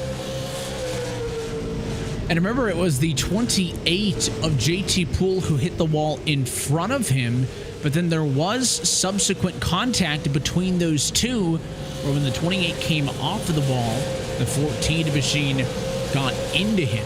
And you have to wonder, is that where the damage for Timmy Pacioli came from? He was in 20th position when the contact happened. He's actually gained a spot since then, up to the number 19 spot, but again, the race car can only be running so good when you're some 7.5 seconds off of the race lead. Speaking of up front, haven't missed much. It is still Maines has been able to weather the storm here since getting around Brandon Wilkinson, and Garrett Maines now controlling for the last 30 laps consecutively with a healthy enough margin. A little bit of lap traffic coming up the road. That is Jacob Schneider, last car on the lead lap right now. The number 27 car scored in 24th, going to get lapped shortly. There is really no, margin for error. Certainly, the 8 cars right there, the 9s there, the 16s there. Your top 4 all within a second of each other, but that means that Maines can't take it too easy with lapped cars, but certainly not a ton of pressure coming from behind. Right now, again, this is the rhythm portion of the run, where we've seen Wilkinson back it down a little bit previously in the battle. He seems to like to go when it's around the 17.1 mark on the fall-off. We're still 0.2 per lap away from that on the average, so it's not in the Wilkinson window per se. Try and make the dive on Maines. Just ride along, save the tires, don't burn them up. Make sure you hold on, because we've already seen a few of the drivers who have had to drop back, and for example, McCollum, they're really struggling today in the laps down. And if you're enjoying the virtual super late model action here tonight and want to get involved, now is just as good of a time as any to start your sim racing career with iRacing, where any day is race day. You can sign up and join more than 200,000 sim racers from all around the world. Log on to iRacing.com for more information. And I say that now is the best time because iRacing's Black Friday deals, Justin, are still in effect. So don't hesitate. New members can always get up to 3 months free to try it out, but it is 50% off all membership. So if you're new, or if you've been thinking about maybe renewing your active subscription, now is the time to do that. It's all at iRacing.com/membership.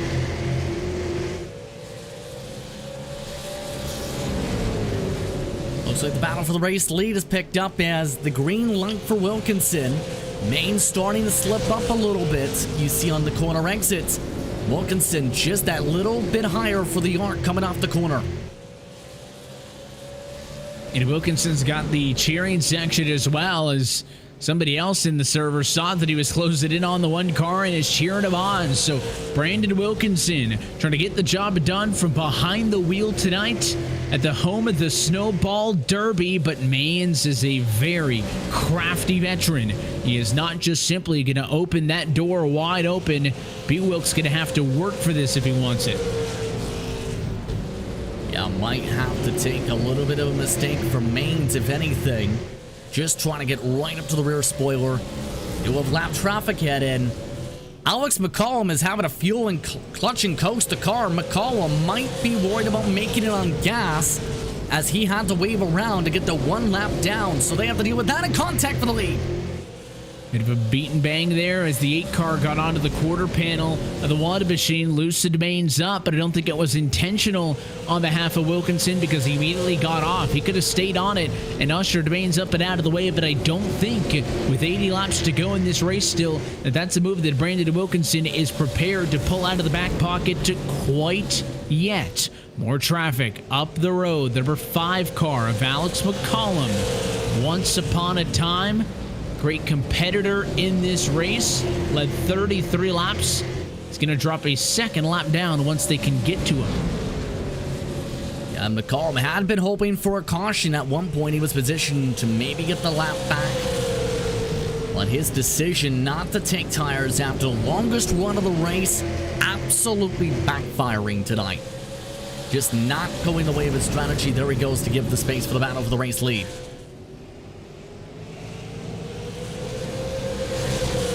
Moves out of the way. Wilkinson can get a chance to line up and try it again. Robbie Kennelly still watching on from third. Only 0.5 of a second back. Gary a little bit further on in fourth. Not going to matter. Caution is out. And on the bottom side, you can see the 15 into the outside wall. What happened with Paul Bergoli? Well, temper may have popped up there with the timing of how that's played out here. Very interested in the replay because I think Nick Bradham, yes, was up in front of them. There was a bit of a slide for Bradham, but watch Kwame Scott. He sees a chance. Ooh. The door was open, but the door started to slam shut. And it was tough to tell from that angle, right? But the 15 is already looking low on the 6.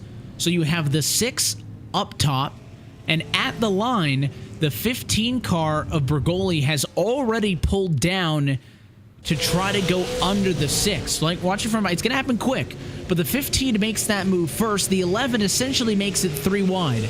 They're single file. 15 goes low first. He's there. Then the 11 tries to go even lower. Yeah, he's seen the chance to try and dive underneath. He thought the check. Might have not realized it was Bradham with the check up there. But as a result, we're under caution and mixed strategies here. Only a couple cars just pit here. A lot of tires being left on the track at 50+ usage. Garrett Maines, Robbie Kennelly, along with Corey Deucer, and Jordan Worf all coming in for rubber. Everybody else has stayed out here.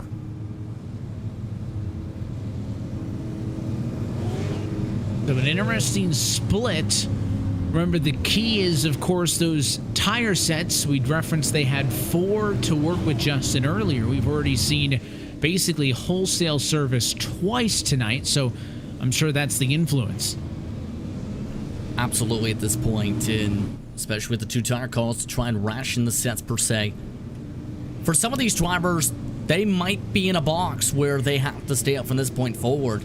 For a couple of the other drivers, they might be hoping, say, get a 30, 40 lap run, then a caution, get fresher tires in the leaders, trying to use them to pass things around, especially with the number of cars who just took rubber being small. There's a lot of options here, but the thing is, it requires your competitors to make mistakes. First car on fresh tires is Garrett Maines. He is way back now in 18th position. Kennelly also took tires, Deucer, Worth, Bergoli. So the tire takers are in the minority on the decision, but they're going to be quick. You're talking about everybody else having been out there for 52 laps already. This thing's about to get real interesting as we approach the restart zone with 72 laps to go at Five Flags. It's an early jump for Wilkinson. Green flag back in the air. Janet Anderson back there. Terrible start for the Yakima Washington driver. Look at Maines, though. 2-3 wide in the heart of the pack. This could be trouble once they get to the braking mark. And they are all spread out as up front, battle for the race lead is on. Midfield, the cars and the fresh tires trying to do what they can to get through. 3 wide, lots of it. Maines has got a great view of the havoc that Robbie Kennelly has been inducing on the field as he's been forcing his way through down on the inside of the racetrack. Wilkinson leads, but watch Kennelly, the left-hand side of the screen on the leaderboard, to 14th, to 13th. He's climbing on the fresh tires. Look how much he's pushing. Maines having to correct a little bit out of the corners. Has a lane opening up, though. Corey Deucer, though, is the first on the 4-tire strategy that's opening these lanes. Maines needs to keep up with the 20.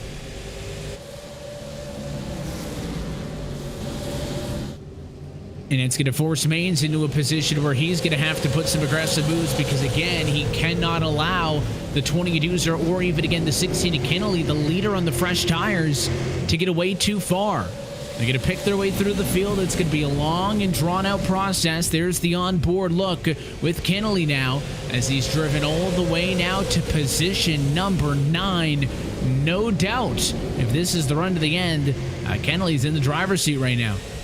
Yeah, he's in a good spot too, absolutely. Just knows with the strategy, he took a shorter pit stop compared to Deucer. And it looks like Deucer going to have to take these positions on the outside pin, and Howell just got hit. Kelsey Rogers apologizes for that one, but we will race on after the contact. No yellow flag is out. 17 just got a little bit loose. In the end, it's going to cost Howell 2 spots. Oh, even more loose, though. He's 3 wide now, nearly Jordan Worth. And that was down in turns 3 and 4. That contact came from Casey Tucker. So it is the cars all on the old tires who are causing the most drama in and amongst themselves. The battle for 13th on back. What you're looking at, it's 3 rows of side by side by side. And it is going to, I think, simmer down for a moment. But man, they tried their best to junk a couple of race cars there, and Robbie Kennelly is now in the top 5, and he is on the move again. Justin underneath, Rocky Boyd the 3rd, now up to 4th on the fresh tires. And just let him go. Simple as that. What can you do when you have that fresher tires and that quicker pace, about a couple tenths quicker per lap? At this point, Robbie might be able to take this lead with the next couple laps here. He is reeling them in and knocking them down, just able to find the space. Now on the bumper, a second place runner, Tyler Gary, looking to the bottom. It's really going to be no major challenge. Kennelly now up to the number 2 spot. Remember, started back in 27th. This most recent charge influenced by the pit decision under the most recent yellow. And here is your moment. On the bumper, Wilkinson to the inside in turns 1 and 2, and side by side for the race lead at lap number 241. New race leader Robbie Kennelly to the lead for the first time tonight. Now it's time to set sail at this point. Hope it stays green. If it does, it's his race to lose at this point. That's going to be the spot. The closest competition is Corey Deucer, but Corey is about 1.6 seconds behind and has to still get through a sea of traffic. So Robbie is in an absolutely prime spot to run. And it wasn't even necessarily set up on a tee for him. I mean, he was right there with Deucer, right there with Worth, and you know, they all had an equal chance. Of course, can't forget about Garrett Maines either to go through the field, but it was those first 2 laps where Kennelly was able to find the openings, make those moves, and eventually Deucer and Maines will get up there and join him, I think, in the top 3, but they're back in, you know, positions number 5 and 6. In fact, no, 6 and 7 still on track, and it's just going to take them too long. I mean, this is looking real good for the 16 car. Again, the gamble here is he takes the tires now, hoping that this race can go green to the end. His strategy obviously needs to bank on that actually happening, but I think at the moment it's given him a chance to win the race, and that's all you can ask for when you make a strategy call like that, is put me in position. And I should note as well, it was a 2-tire decision for Kennelly, but he was on pit road, Justin, so that trend continued with him. We just also seen Maines able to take advantage of traffic. Rocky Boyd the 3rd, one of the drivers competes. Sorry for RKM, nearly lost it. So able to jump up to net second. Remember, Maines also with solid pace. He's running a 10th quicker and also on the 2-tire call.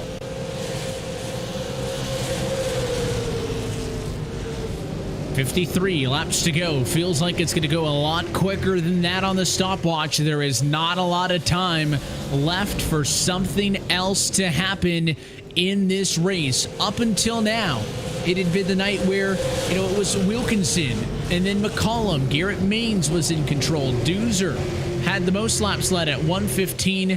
And now up front, Robbie Kennelly, courtesy of the strategy call, running away to a 1-second advantage ahead of this fight, where the number 1 car, Garrett Maines, doing everything he can to make up for lost time. He'll get around and clear of Tyler Gary. Still needs to get to Wilkinson, though, before he can start thinking about the race leader. And Wilkinson shouldn't be the major issue. The major issue is how do you close 1.4 seconds without lining up your equipment? Maines is going to be in a major spot where he has to chip away. Hope he's better on the tire wear at this point. Hope he's able to manage that rubber. If he doesn't manage the rubber well this run, then it's Robin Canelli's race, essentially. There it goes for the spot. Maines can just focus on reeling him in.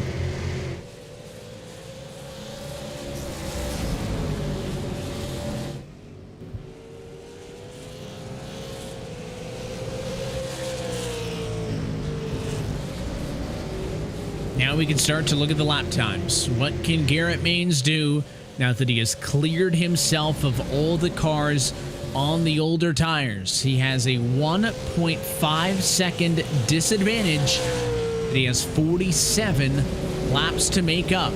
Last time by, they were within 2 1/1000ths of a second, which is incredibly even, but even is not going to make up that gap. Maines needs to be better. That's the tough thing when it comes to this action. They're 3/10 quicker in the pack, yes. But the thing is, if you go, say, even the half a tenth quicker, think of it up down the back end. Does Maines in turn catch that because of raw pace? Or because he burned up his stuff and then we find out he drops back towards the end? That's the balance, and that's the difficult part of all this when it comes to Maines' situation. For Doozer's situation as well. You push too hard, you're not catching, or even if you do catch him, you're not passing him. So you need to play this just right for this to work.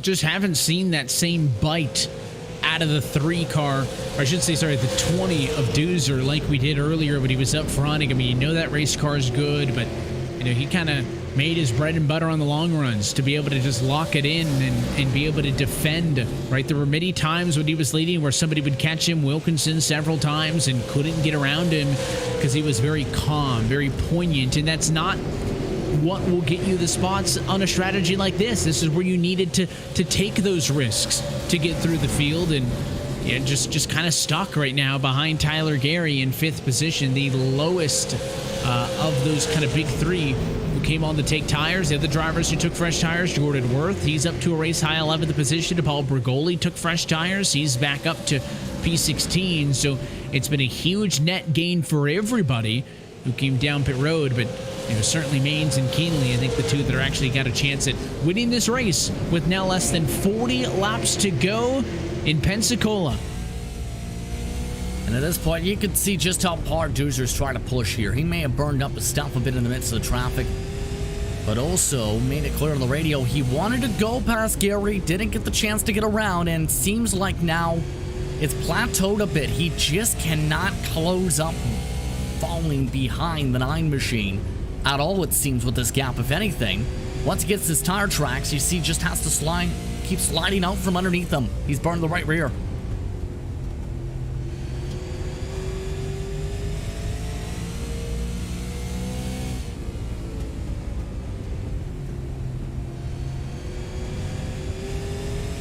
It's like tantalizingly close. Dudes are trying to find that bit extra, but you know, now that you're 40 laps on the tires, that little bit of extra is starting to wear off. Yeah, and that's my concern again. Even with a 40 lap advantage like a lot of these drivers who pit have, you can completely burn it up your tires too much and lose that advantage, and that seems to be the case. 17 laps right now. Doozer's now heading towards that evening point. Just cannot get anywhere. That's what's majorly costing him, it seems, at this point. With how things are breaking down here, Doozer at this point may be stuck here in the top 5 or at the edge of the top 5.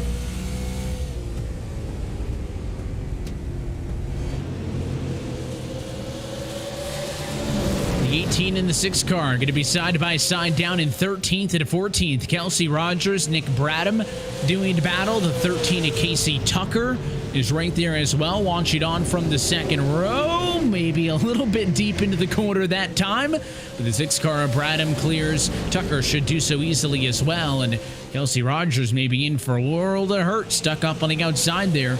It'd be tough to hang on as 15 to Bergoli, 21 to Coker. I mean, they are lining up to take a spot away from the 18 car. Kelsey Rogers has been under a lot of pressure tonight. Already seen Branham get a little close, a little loose, sometimes a little close on the contact. Give credit to Bergoli to be able to cut his way forward. And Matt Cucker here, that's a sandwich for the 15. Just got hit by 2 cars.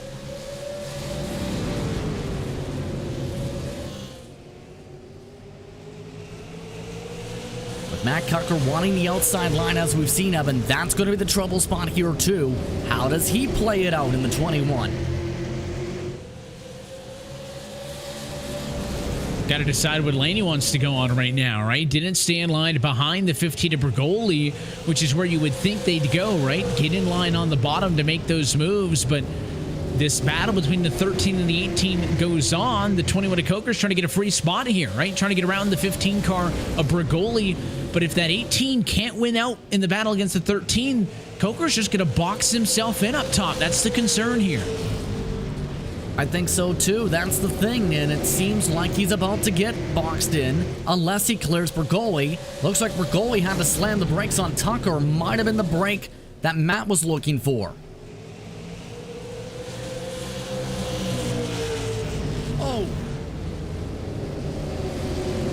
Tucker just about looped into Matt Cucker to the back end of Tucker.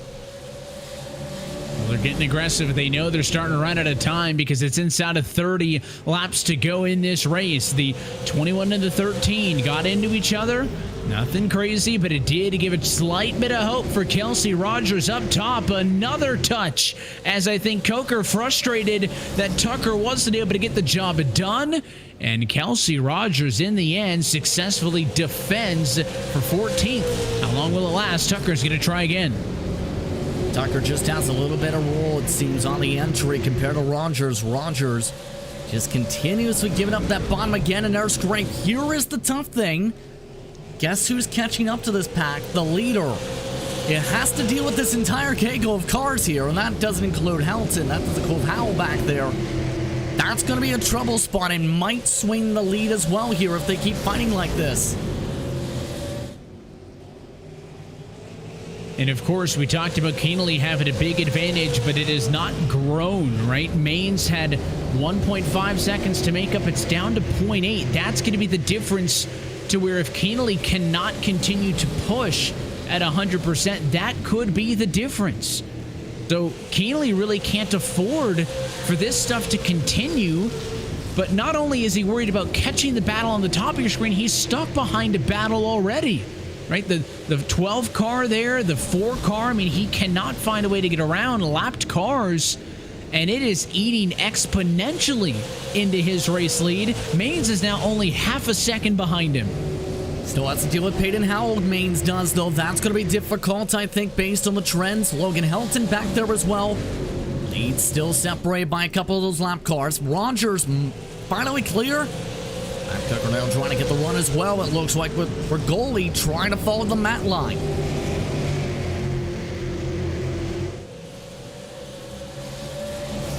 And now some frustrations from the likes of Doozer and others in and around these battles because people are not given as much room as they once did, and that's saying something because we haven't seen a lot of drivers just get out of the way much at all tonight. The battle between Rogers, Coker still continuing. Casey Tucker, Paul Bergoli, and now race leader Robbie Kienle on the scene, watching on from the third row of this fight. The 16 wants to go low, and the 13 saw it and moved out of the way.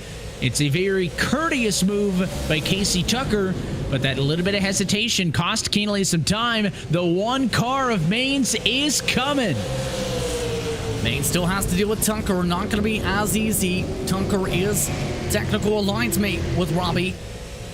Robbie still having to deal with the cars bouncing off the walls here too. That's the major checkup. Mainz is rolling right up to this fight within a car length. Rewind again with the 15 up and into the 18 with your race leader on the bottom. Loser in that battle is going to be Kelsey Rogers, and now Keenely really needs to go because on his bumper is Maines. He'll clear the 15. Maines doesn't. That's a small advantage because Keenely can attack the corner how he wants. Maines going to be held up on entry and a little bit on exit.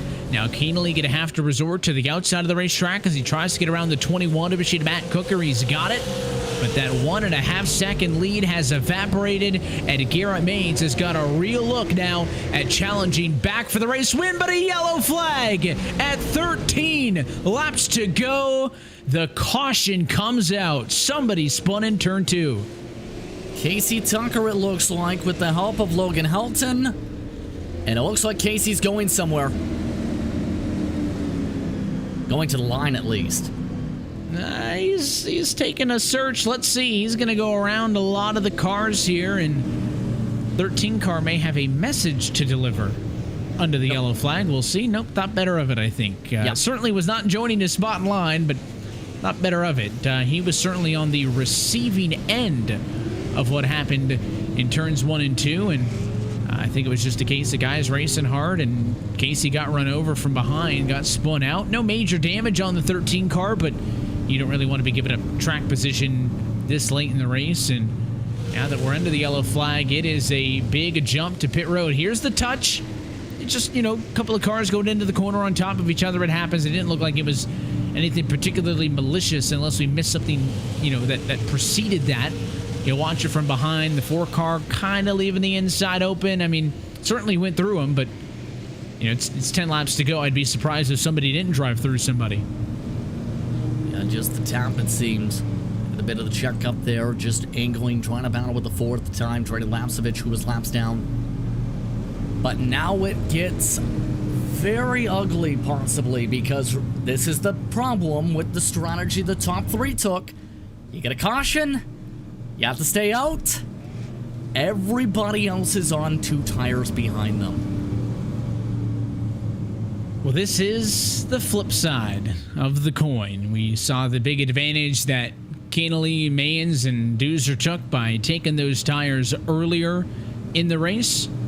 And now, when they didn't have the ability to take a set later, this is what happens. They're going to be out there on high 60s for lap old tires. And Gary, Milbachler, Hogan, Wilkinson, and everybody else came down pit road. They just took tires. They didn't need to be down there for too long because adding fuel wasn't a significant concern.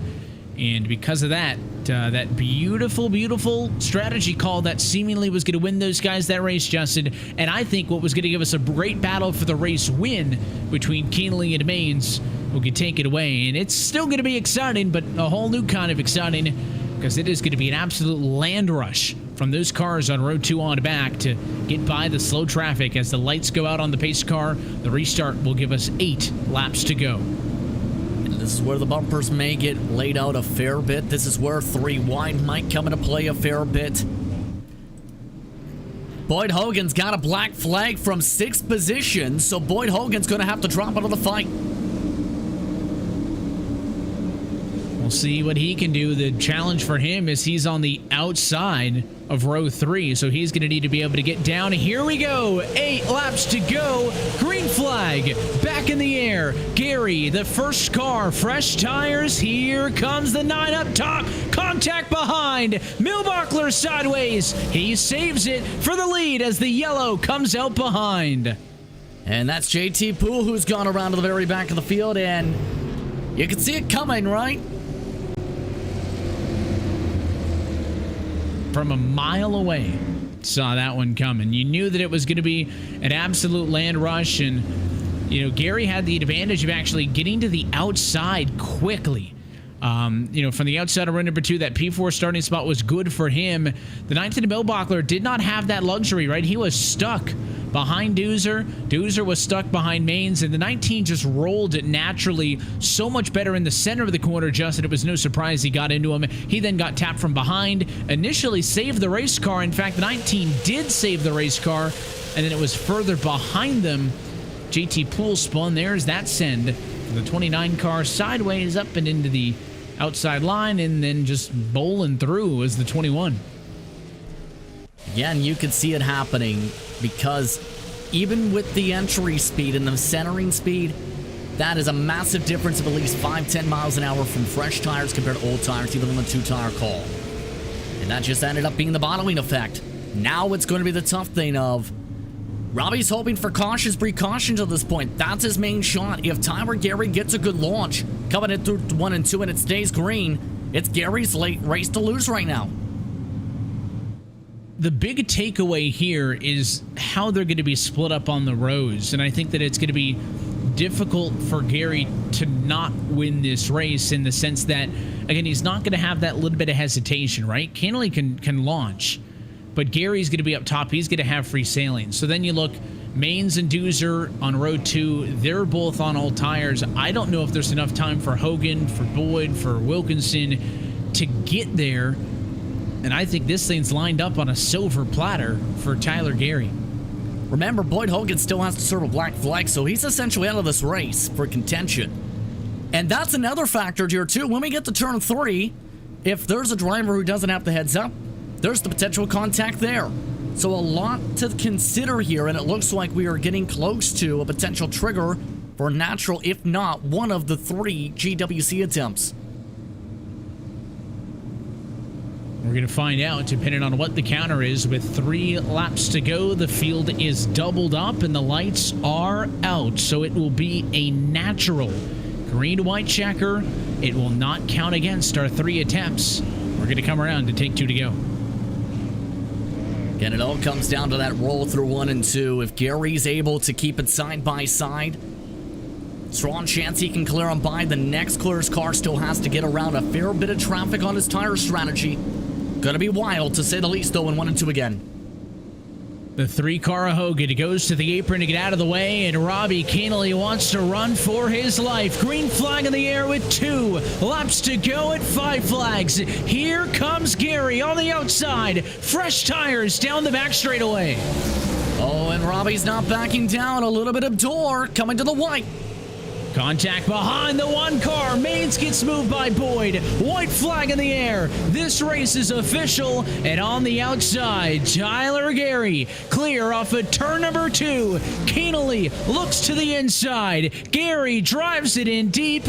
And on the fresh tires late, Tyler Gary steals the win in the iRacing Winter Derby.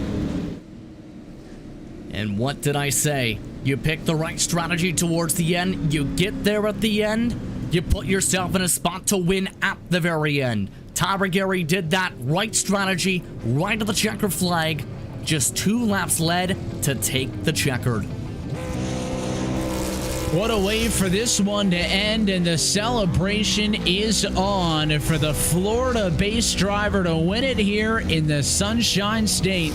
As you mentioned, leading only those final 2 laps with the fresh tire call. And let's give credit to Robbie Cantley. Justin held in there as best he could on the older tires. Probably also could have driven through the 9 into the final corner, went in deep, but didn't cross the line. Gary saw it coming, went deep as well, was able to defend it, and Tyler Gary picks up the win here at Five Flags in an exciting finish. Very exciting. The interesting is, funnily enough, he's not one of the normal short track aces. He's one of the eNASCAR drivers looking to try and get into the Coke Series. And tonight, gets it done with the pro license on the outside groove in the side-by-side with the fresh rubber.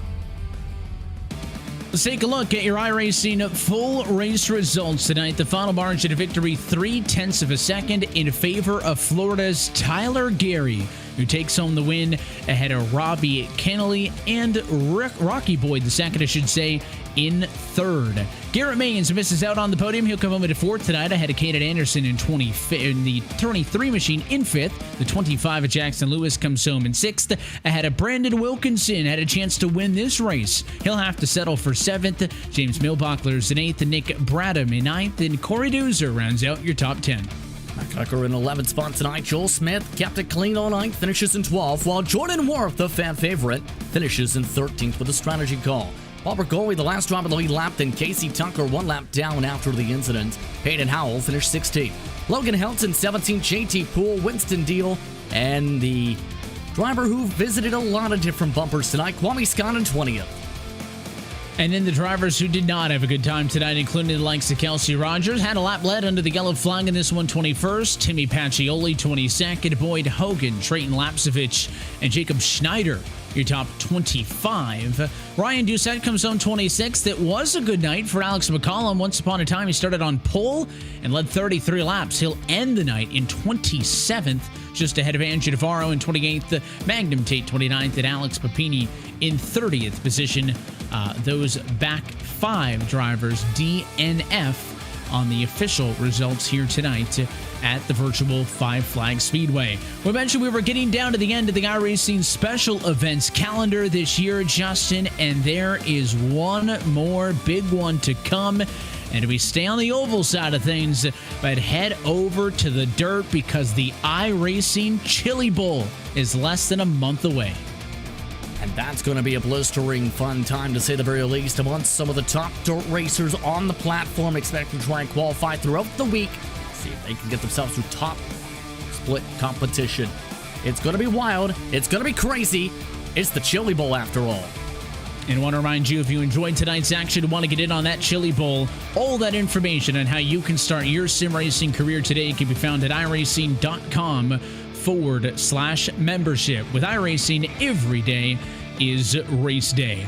Until next time, though, race day here in Pensacola has drawn to a close, and that is it for the 2022 iteration of the iRacing Winter Derby. On behalf of our entire team here at RaceSpotTV, and for your broadcast team tonight, for our director downstairs, Hugo Luis, for Justin Prince, and myself, Evan Pasoko, I want to thank you for tuning in and congratulate the return of Tyler Gary. He is your 2022 iRacing Winter Derby champion. So long from Pensacola. We'll see you next time as the iRacing special event calendar rolls on RaceSpot TV.